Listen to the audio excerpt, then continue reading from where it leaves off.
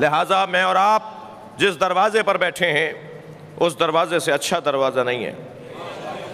مجھے نہیں پتا کہ کون کہاں بیٹھا ہے، مگر میرے محترم سننے والے جہاں بیٹھے ہیں اس سے اچھا دروازہ نہیں ہے، اس لیے کہ جہاں ہم بیٹھے ہیں وہاں سے جنت کا رستہ بنتا ہے، ترقی کی راہیں کھلتی ہیں، عظمت کے رستے نکلتے ہیں، انسان کو انسانیت کی اقدار اور تہذیب سے آشنائی ملتی ہے، اور یہ بظاہر جو 6 فٹ کا بدن رکھنے والا ہے یہ کائنات پر تسلط پا لیتا ہے اور اختیار حاصل کر لیتا ہے۔ بس میرے عزیزو، اس مجلس کی مناسبت سے میں یہ بھی کہنا چاہوں گا کہ ہمارا ملک ہو یا عالمی سطح پر مسائل کے حل کی تلاش ہو، ہمیں اس ایک نقطہ مرکزی پر توجہ دینے کی ضرورت ہے، اور وہ ہے فروغ انسانیت، وہ ہے کسی طرح انسانی تہذیب کی پرورش، اس رشتے سے کسی اور انسان کو دیکھنا کہ یہ انسان ہے۔ اس لیے کہ میرا محترم مجمع یہاں ہو یا اس مجلس کو اپنے رہائش گاہوں پر بیٹھ کر سن رہا ہو، اتنا عرض کروں گا کہ ہم سب اگر مسلمان ہیں تو علی والے ہیں، اور اگر انسان ہیں تو انسان اکمل کے ماننے والے ہیں۔ اس انسان اکمل علی نے اپنے گورنر کو جب مصر تعینات کیا تو ان سے یہی فرمایا تھا کہ میں تمہیں جہاں بھیج رہا ہوں وہاں تمہارے 2 طرح کے بھائی ہیں، یا تمہارے دین میں تمہارے بھائی ہیں یا انسان ہونے میں تمہارے بھائی ہیں۔ اے مالک، دونوں کے ساتھ ایک جیسا رویہ رکھنا، جو تمہارے دینی بھائی ہوں ان سے بھی پیار کرنا، اور جو تمہارے انسان ہونے میں بھائی ہوں ان سے بھی پیار کرنا۔ بلکہ میں تو یہ کہوں گا کہ جو ہمارے دینی بھائی نہ ہو اس سے ہمیں دگنا پیار اس لیے ہونا چاہیے کہ ہمیں اسے اپنا دینی بھائی بھی بنانا ہے۔ اور یاد رہے کہ کبھی بھی مریض سے نفرت نہیں کی جاتی، مرض سے نفرت کی جاتی ہے۔ جو لوگ مریضوں سے نفرت شروع کر دیتے ہیں وہ کچھ بھی ہوں معالج نہیں ہوتے، وہ کوئی بھی ہوں مبلغ نہیں ہوتے، وہ کوئی بھی ہوں مصلح نہیں ہوتے، وہ کوئی بھی ہوں وہ مسلمانوں کے نمائندے نہیں ہوتے۔ مسلمانوں کی نمائندگی کے لیے ضروری ہے کہ ان لوگوں سے پیار دگنا ہونا چاہیے جن کے ہاں کوئی گمراہی پائی جاتی ہے، جن کے ہاں کوئی کجی اور کمزوری پائی جاتی ہے۔ بھائی میں جب تک اس کے ساتھ نہیں بیٹھوں گا میں اس کے مسئلے کو حل کیسے کروں گا؟ لہٰذا تمام تر پیغامات پر غالب اور حاکم پیغام اگر کوئی تصور کیا جائے تو وہ انسانیت ہے۔ فلاں زبان بولتا ہے، آپ فلاں زبان بولتے ہیں، فلاں علاقے والے فلاں لباس کو ترجیح دیتے ہیں اور ان کا پہناوا یہ ہے، ان کا رنگ دبا ہوا ہے اور ان کا رنگ کھلا ہوا ہے، وہ فلاں زبان میں یہ لفظ صحیح نہیں بول پاتے، ان کے ہاں یہ رسم و رواج ہیں۔ میرے عزیزو، یہ عیب نہیں بلکہ حسن ہے۔ امام حسین دعائے عرفہ میں فرماتے ہیں، یا اللہ میں تیری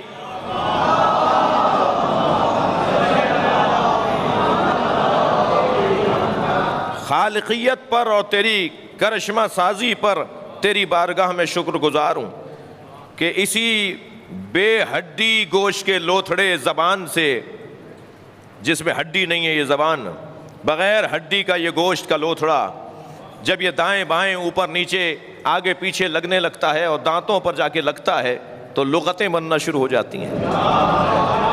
یہ امام حسین کے الفاظ کا سے اقتباس ہے اور مفہوم ہے۔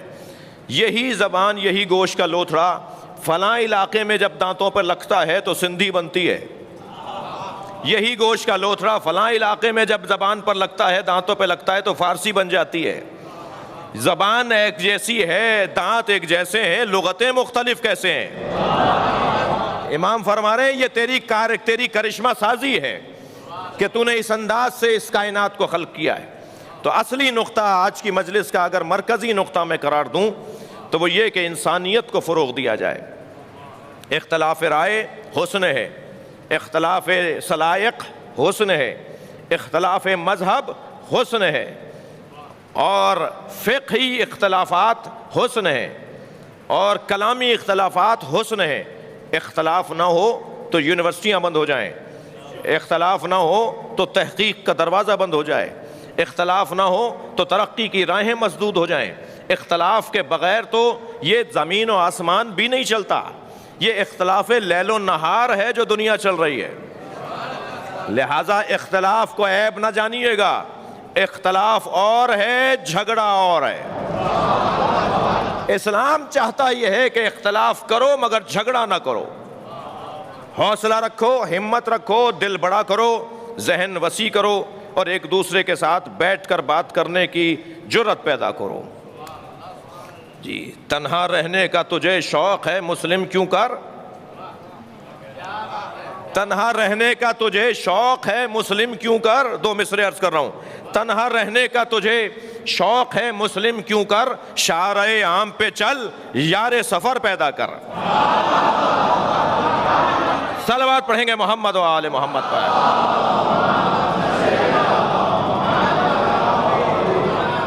اب اللہ نے انسان کے خسارے کا ذکر کر کے انسان کی قدر اور منزلت کو بھی بیان کیا ہے، اور اس کے بگاڑ کا حل بھی پیش کیا ہے، اور حل یہ ہے کہ والعصر۔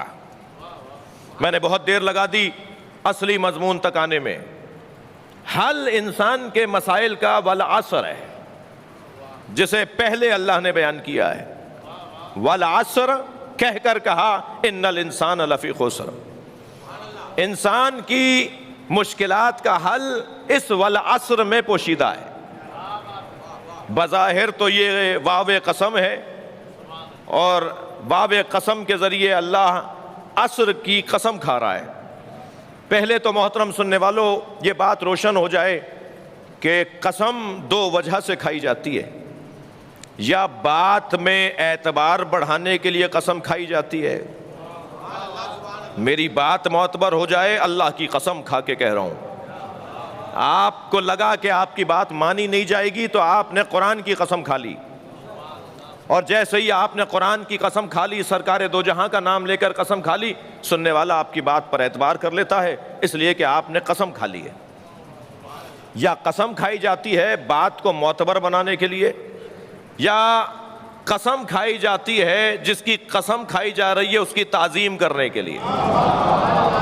بھائی میں اور آپ تو قسم اس لیے کھائیں کہ ہمیں اپنی بات کو معتبر بنانا ہے، اللہ یوں قسم کیوں کھا رہا ہے؟ ساری دنیا اس کی بات مانے تب بھی اسی کی ہے، کوئی اس کی بات نہ مانے تب بھی حق ہے، تو پھر اللہ کو کیا ضرورت تھی قسم کھانے کی؟ اللہ اس لیے قسم کھا رہا ہے کہ جس کی قسم کھا رہا ہے اس کی تعظیم کروانا ہے۔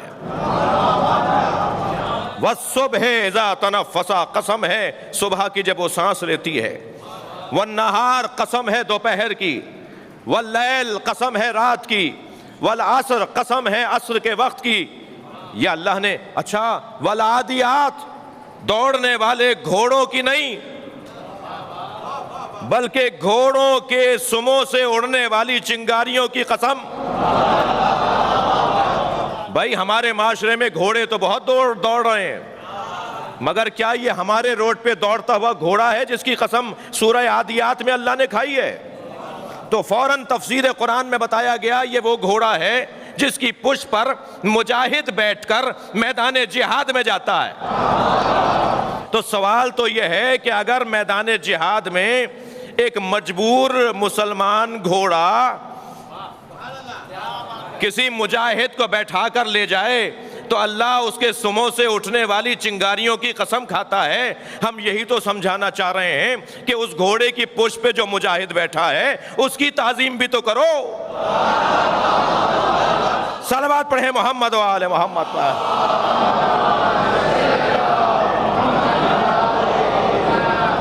ابھی اللہ نے قسمیں کیوں کھائی ہیں؟ یا اللہ نے کیوں اوقات یومیہ کی قسم کھائی؟ اللہ متوجہ کرنا چاہتا ہے کوئی دن ذاتی طور پر قابل تعریف نہیں ہے، کوئی دن ذاتی طور پر قابل مذمت نہیں ہے، اس لمحے سے اور اس دن سے کسی کا تعلق ہوتا ہے جو اسے قابل تعریف بنا دیتا ہے، یا اس کا تعلق ہوتا ہے جو اسے قابل مذمت بنا دیتا ہے۔ ہم نے جب والنہار دوپہر کی قسم کھاتے ہوئے اللہ کو دیکھا تو ہم نے تاریخ کے صفحے لوٹنا شروع کیے کہ کوئی دوپہر ہے جو اس قابل ہو جس کی اللہ قسم کھائے. تو ہم نے دیکھا کہ ایک بھائی نے دوسرے بھائی کا بازو اٹھایا. وہ وقت دوپہر کا تھا جب آواز آئی من کنت مولا.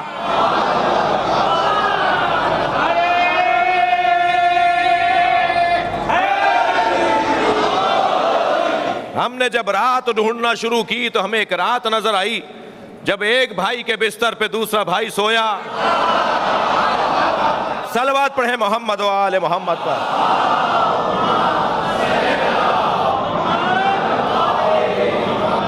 اب یہ والعصر کون سا لمحہ ہے جس کی قسم اللہ قرآن میں کھاتا ہوا نظر آ رہا ہے. تو عزیزو، عصر سے مراد ظہر کے بعد والا وقت ہے. ہاں یہ بھی درست ہے. اور عصر سے مراد ایک دورانیہ ہے، ایک زمانہ ہے. ہاں یہ بھی درست ہے. ہم کہتے ہیں کہ علامہ اقبال رحمۃ اللہ علیہ اور آیت اللہ حائری ہم عصر تھے. ہم کہتے ہیں کہ قائد اعظم محمد علی جناح رحمۃ اللہ علیہ اور راجہ صاحب محمود آباد رحمۃ اللہ علیہ ہم عصر تھے. یعنی ہم ان جملوں سے یہ بات بتانا چاہتے ہیں کہ ان دونوں کا زمانہ ایک تھا. تو وہ زمانہ چاہے 20 سالوں پر محیط ہو، 10 سالوں پر محیط ہو، غرض ایک دورانیہ ہوتا ہے جسے ہم عصر کہتے ہیں. یہاں جو اللہ نے قسم کھائی ہے والعصر کہہ کر، تو کون سے مفہوم کی طرف رہنمائی ہے؟ وہ ظہر کے بعد والا عصر کا وقت یا کوئی دورانیہ ہے؟ میں کہتا ہوں دونوں ٹھیک ہیں، اس لیے کہ اگر ہم دونوں کو نہیں مانیں گے تو ہم ظاہر قرآن کے خلاف چلے جائیں گے. اور ظہور قرآن حجیت رکھتا ہے. جو لفظ قرآن میں استعمال ہوا ہے اس کا معاشرے میں استعمال مانا جائے گا کہ معاشرے میں اس کا استعمال کیا ہے. لہذا مثلاً حی علی الصلاۃ جب آپ اذانوں میں کہتے ہیں تو قرآن مجید میں اقیم الصلاۃ کا اگر لفظ آیا ہے تو ہمارا فوراً ذہن جاتا ہے نماز اور مخصوص ارکان اور مخصوص اعمال پر مشتمل ایک عبادت کی طرف. جبکہ لغت میں جا کر ہم دیکھیں گے تو صلاۃ دعا کو کہتے ہیں. ہر اٹھنے والا ہاتھ اللہ کی بارگاہ میں جب ہاتھ اٹھا کر اس سے بات کرے گا تو اسے لغت کے زبان میں صلاۃ کہا جاتا ہے. جس طرح ہم قرآن میں ہی لیتے ہیں ان اللہ و ملائکتہ یصلون علی النبی یا ایھا الذین آمنوا صلوا علیہ وسلموا تسلیما. اس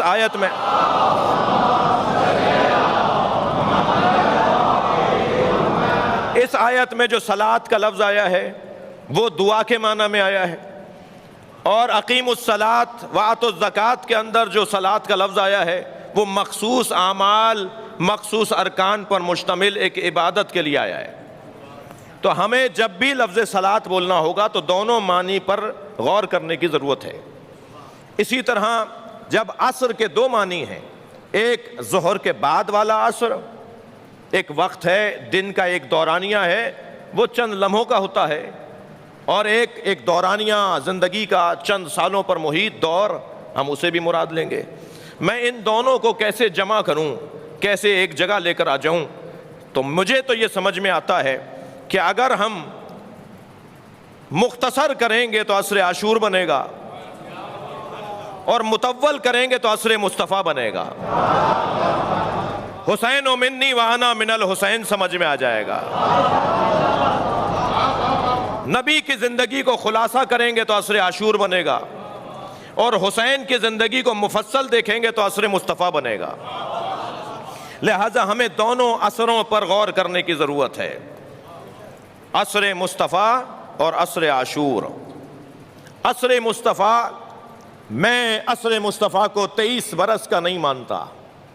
طالب علم ہوں اور تکبر سے گریز رکھنے کا شوق رکھتا ہوں. عصر مصطفیٰ 23 برس کا نہیں ہے.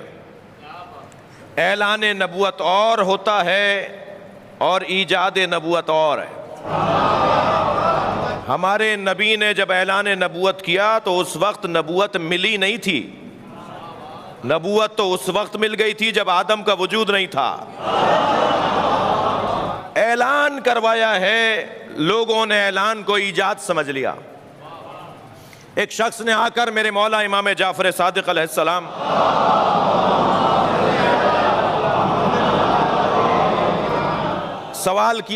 سوال کیا کہ آیہ تطہیر کے نازل ہونے کے بعد اہل بیت پاک ہوئے؟ 9 ہجری میں آیہ تطہیر نازل ہوئی ہے۔ چادر یمنی میں پنجتن کو لے کر نبی نے جب اللہ سے مناجات کی تو آیہ تطہیر نازل ہوئی۔ تو سوال کرنے والا پوچھتا ہے کہ آیہ تطہیر کے نازل ہونے پر اہل بیت پاک ہوئے؟ تو میرے معصوم امام نے جواب یہ دیا کہ کیا سورہ توحید کے نازل ہونے پر اللہ ایک ہوا؟ اللہ ہمیشہ سے وحدہ لا شریک ہے۔ سورہ توحید نے اعلان توحید کیا ہے، آیہ تطہیر نے اہل بیت کی عصمت کا اعلان کیا ہے، ورنہ عصمت ان کے ہاں پیدائشی ہے، ہمیشگی ہے، جب سے ہیں تب سے معصوم ہے۔ اسی طرح میرے نبی آخر خاتم الانبیاء حضرت محمد مصطفیٰ صلی اللہ علیہ وآلہ وسلم 23 برس کی زندگی میں نبی نہیں ہوئے، 23 برس کے لیے نبی نہیں ہوئے، بلکہ یہ اس وقت بھی نبی تھے جب کچھ نہیں تھا۔ اور بلکہ میں تو اس باب میں اتنا کہہ دوں کہ اگر کوئی آپ سے کہے کہ وہ 40 سال کی عمر میں نبی ہوئے تو آپ اس سے کہہ دیجئے گا کہ تمہیں آنے میں 40 سال دیر لگی ہے،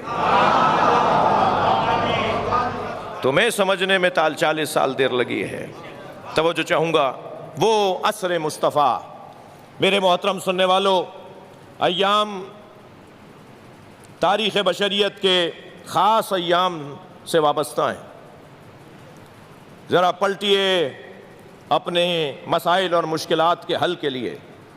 ہمارے مسائل کا حل کیا ہے؟ ہمارے مسائل کا حل یہ ہے کہ ہم عصر مصطفیٰ میں پلٹ جائیں۔ اگر ہم عصر مصطفیٰ میں پلٹ گئے تو ہماری مشکلات آسان ہو جائیں گی، ہماری پریشانیاں آسان ہو جائیں گی۔ دقت چاہوں گا، قائد اعظم محمد علی جناح رحمۃ اللہ علیہ سے کسی نے پوچھا کہ آپ سنی ہیں یا شیعہ؟ تو انہوں نے بے ساختہ فرمایا عصر رسول کا مسلمان ہوں۔ خدا کے واسطے مسلمانوں سے کہہ رہا ہوں، سنی شیعہ طبقات فکری سے کہہ رہا ہوں کہ عصر مصطفیٰ میں پلٹ جاؤ، تمہارے مسئلے حل ہو جائیں گے۔ عصر مصطفیٰ ہمیں چاہیے، نبی کا زمانہ ہمیں چاہیے، جس زمانے سے ہمیں قرآن ملا، جس زمانے سے ہمیں اصحاب ملے، جس زمانے سے ہمیں جنگوں میں، جہادوں میں، سفروں میں اور ہجرتوں میں دستور زندگی ملا، جس زمانے سے ہمیں تہذیب، اقدار اور انسانی اصول ملے، اور جس زمانے میں ہمیں سب کچھ ملا جسے علی کہا جاتا ہے۔ ہمیں اہل بیت کی زندگی ملی، ہمیں حسین ملا، ہمیں کربلا کا نواب ملا، ہمیں کربلا کا وہ رہنما ملا کہ وہ نہ ہو تو کچھ بھی نہ ہو۔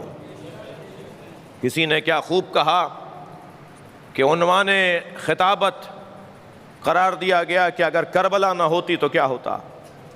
بڑے خطاب ہوئے، مگر جب حضرت علامہ علی نقی النقن علی اللہ مقامہ آئے تو انہوں نے کہا کہ میں ایک جملے میں اس سیمینار کے مضمون پر بات کرنا چاہتا ہوں، کربلا نہ ہوتی تو کیا ہوتا؟ تو نقن صاحب نے فرمایا کربلا نہ ہوتی تو جمعے کی نماز بدھ کو ہوتی۔ پھر شریعت میں یہ تبدیلی آ جاتی، پھر یہ مذاق بنتا اسلام کا، پھر اسلام کا نام تک بھی نہ رہتا۔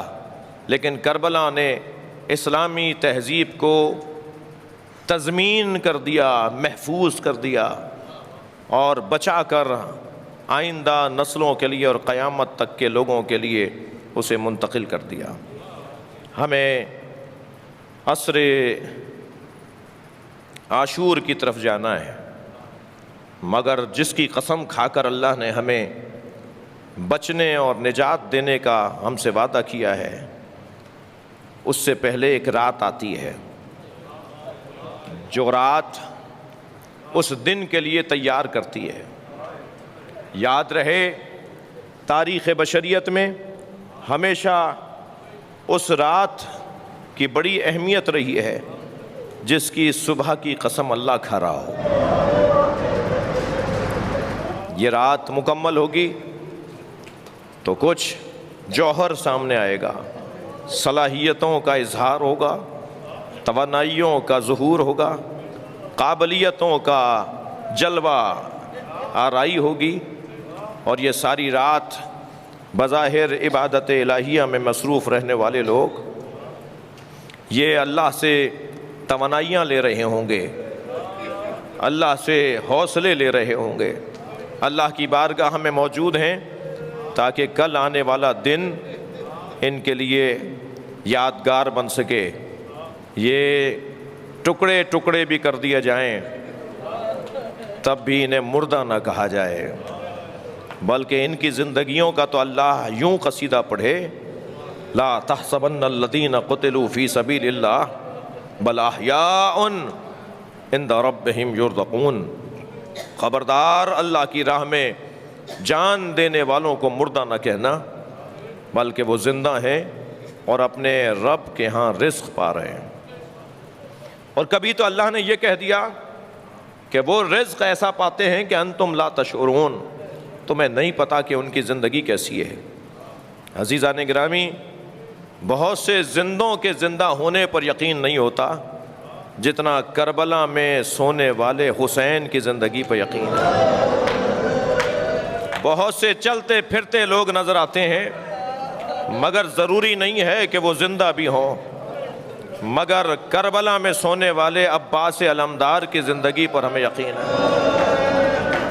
کربلا کے بن میں بہت عظیم لوگ سو رہے ہیں جن کا مزار لوگوں کو آج زندگی عطا کر رہا ہے، جن کی قبریں لوگوں کو حیات بانٹتی ہوئی نظر آتی ہیں۔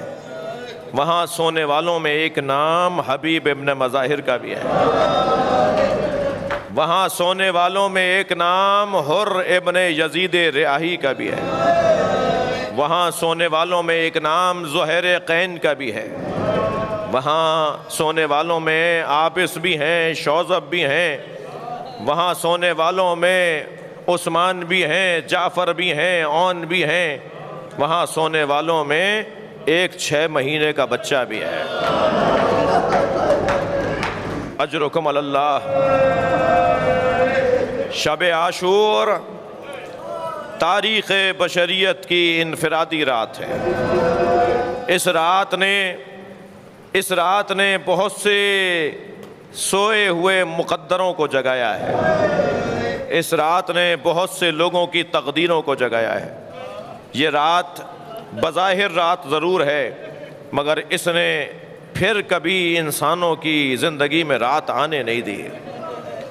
یہ ساری رات عبادت الہیہ میں مصروف اللہ کے مجاہد، من المؤمنین رجال، قرآن کی زبان میں اور اللہ کی زبان میں جنہیں اللہ نے رجال کہہ کر، ہمت والے کہہ کر، حوصلے والے کہہ کر یاد کیا ہے۔ اللہ کی زبان میں کچھ ہمت والے لوگ ہیں جنہیں اللہ قرآن میں یاد کر رہا ہے، اور مقابلہ اس بات پہ تھا کہ پہلے میں جاؤں گا تو دوسرا بڑھ کے کہتا تھا کہ پہلے میں جاؤں گا۔ یہ میدان ہی کوئی اور میدان ہے، یہاں ہر شخص جانے کے لیے تیار نہیں بلکہ پہلے جانے کے لیے تیار ہے، اور ایک دوسرے کو سمجھا رہا ہے کہ تم بعد میں جانا، پہلے میں جاؤں گا۔ مقابلہ بھی ہو رہا ہے تو شہادت کے لیے مقابلہ ہو رہا ہے۔ جب صبح عاشور حضرت سعید ابن عبداللہ تیر کھا کر زمین پر گرے اور امام حسین نے ان کے سر کو اپنی آغوش میں لیا، تو کچھ ہی دیر کے بعد تمام اصحاب حسینی نے امام حسین کے اطراف میں اپنا حلقہ بنا لیا اور سب زمین پر بیٹھے ہوئے تھے، اور حسین مولا کی آغوش میں سعید ابن عبداللہ کا سر تھا۔ کہ اچانک سعید نے مسکرانا شروع کیا۔ امام نے تعجب سے پوچھا سعید تم مسکرا رہے ہو؟ فرمایا مولا میرے سرہانے رسول اللہ آ گئے ہیں، مجھ سے کہتے ہیں کہ تم نے میرے بچے کی جان بچائی ہے، میں تمہیں جنت میں لے جانے کے لیے آیا۔ کچھ گفتگو آگے بڑھی تو پھر سعید مسکرائے۔ امام نے فرمایا سعید اب کی دفعہ کیوں مسکرائے ہو؟ کہ مولا میرے سرہانے علی بن ابی طالب آ گئے، میں علی کے چہرے انور کا دیدار کر رہا ہوں۔ سنیں گے عزادارو، سعید کچھ دیر کے بعد رونے لگے اور آنکھوں سے آنسو اتنے جاری ہوئے کہ امام نے پیشانی کا بوسہ دیا اور فرمایا سعید کیا تمہیں تیر کی تکلیف سے رونا آ رہا ہے؟ تمہارے بدن میں جو تکلیف ہے اس کی وجہ سے رو رہے ہو؟ تو روتے ہوئے فرمایا مولا میرے سرہانے آپ کی ماں زہرا آ گئے،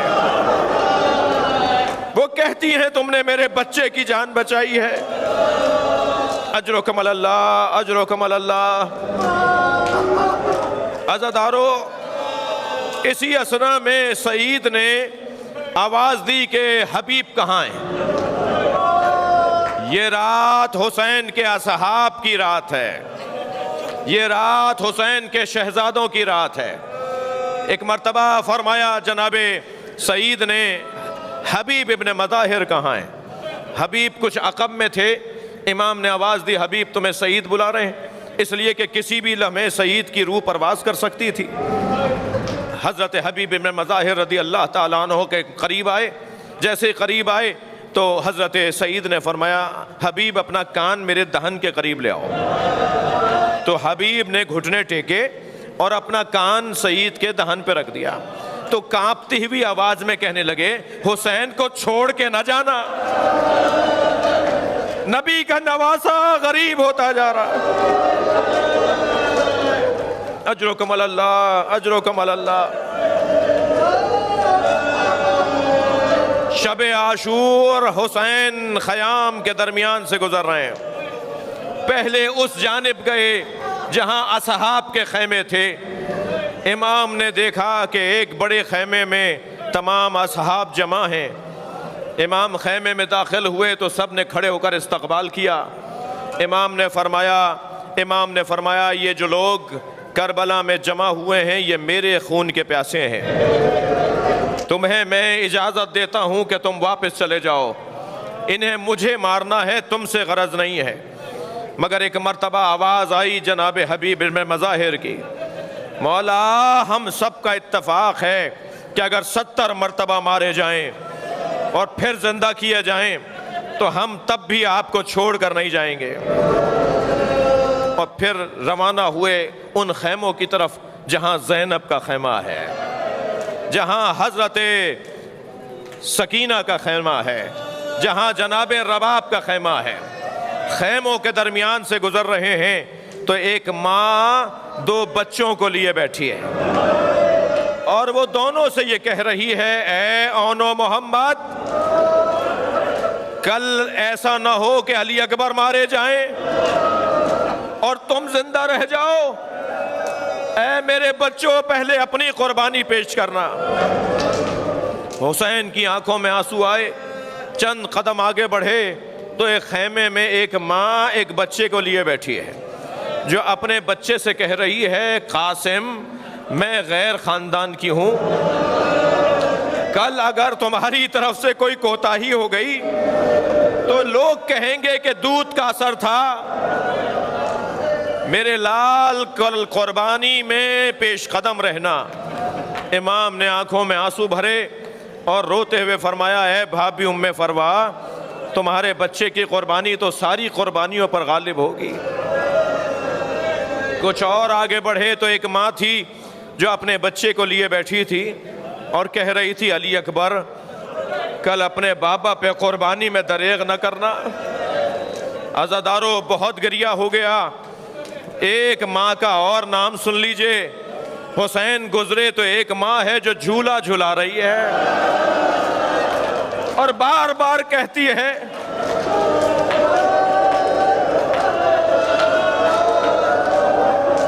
اے علی اصغر تم تو گھٹنیوں بھی نہیں چل پاتے، تم کل کل کربلا میں کیسے قربانی دو گے؟ حسین نے ایک مرتبہ خیمے میں قدم رکھ دیا، بچے کو اپنی آغوش میں لے لیا، اے رباب تیری قربانی سب سے آگے ہوگی، کربلا کے میدان میں سب سے بڑا مجاہد تیرا ہی بچہ علی اصغر ہوگا جو اپنے بابا کے ہدف پہ قربان ہو جائے گا۔ یہ رات تمام ہوگی، صبح عاشور کا سورج ہوگا اور کربلا میں جگہ جگہ لاشیں ہوں گے، زہرا کا چمن اجڑے گا، نبی کا گلشن لوٹا جائے گا، دنیا دیکھے گی کہ کون جیتا اور کون ہارا۔ حسینیت زندہ باد۔